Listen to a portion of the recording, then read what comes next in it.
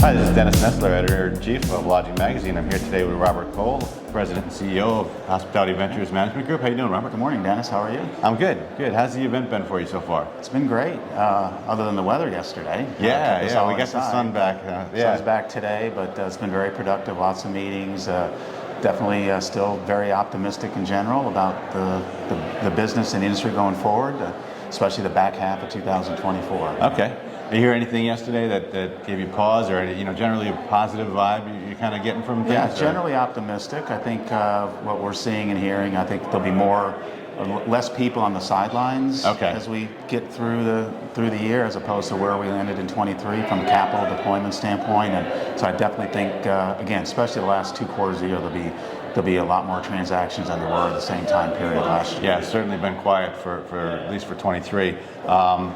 Hospitality Ventures specifically added a number of properties last year. You had a pretty solid 23, yeah? Yeah, we did. Yeah. We added 15 new hotels to the portfolio.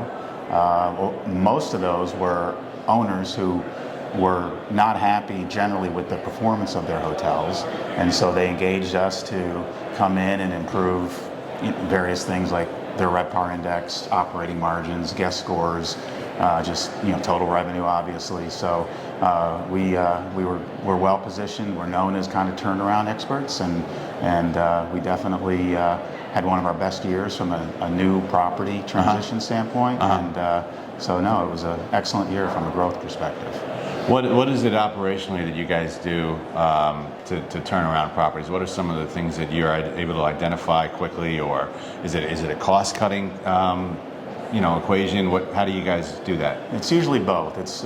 You do a deep dive into the top line, the market segmentation.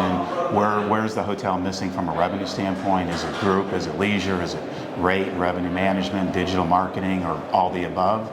And then from a bottom line standpoint, we focus on the things that we can obviously control, like labor in particular. Obviously, labor is the number one controllable expense in a P&L, and so we'll do a deep dive into the labor and figure out what's the right business and operating model for that hotel to drive money to the bottom line. And to that point, last year, not only did we grow RevPAR 12%, vis-a-vis the industry number was 4.9%. Yeah. So we more than doubled the industry RevPAR, and from a bottom line standpoint, we flowed about 39% of our increase in revenue to the GOP line, which is almost double what CBRE put out last month for the total industry. Right. So when you're talking with owners, I mean, I guess transparency is always key, right? And obviously you're able to kind of communicate that value that you bring.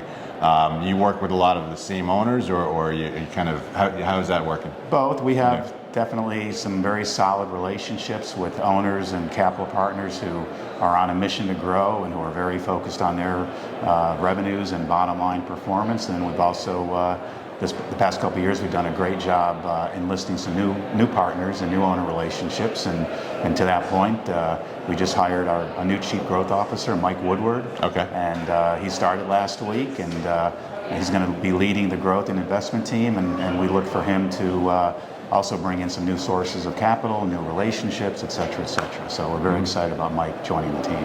Great, yeah. Well, I mean, what are you expecting in terms of additions for 24? Any kind of set number or well, idea? Since Mike's standing right over there, what do you think, Mike? 50? No. Put the pressure on. No, we'd like, if we can duplicate the trend that we've been on for the last couple of years, if we can add 12 to 15 new properties this year, I think that would be a win. If we do more, that's great, but we're not looking to be the biggest, we're looking to be the best. And then just finally, just from an industry standpoint, I know you mentioned kind of things loosening up a little bit in the second half of the year. What's your overall outlook? I think once we see the Fed, start not just talking about it, but actually start moving rates down, that's, anybody has a crystal ball saying probably late second quarter, early third quarter, we should start seeing some movement down in interest rates, and I think that will certainly not only help the cost of capital, but it'll also drive confidence and optimism that capital costs are going to continue to decrease, and that's going to drive the transaction volume. Great. Robert, thanks so much for your time today. Thank you, Dennis. Good luck.